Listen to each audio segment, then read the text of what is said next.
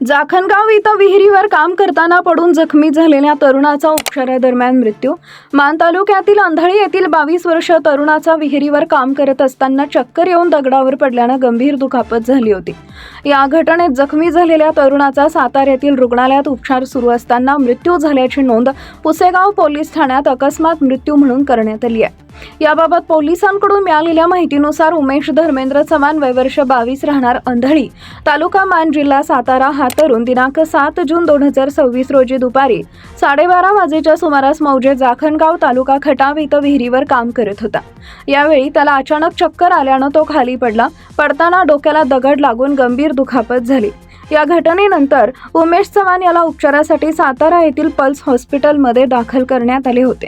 मात्र उपचार सुरू असताना 9 जून 2026 रोजी रात्री 10 वाजेच्या सुमारास त्यांचा मृत्यू झाला. या प्रकरणी मृताचा चुलत भाऊ तुषार दीपक चव्हाण वय वर्ष 26 राहणार अंधळी यांनी पोलिसांकडे खबर दिली.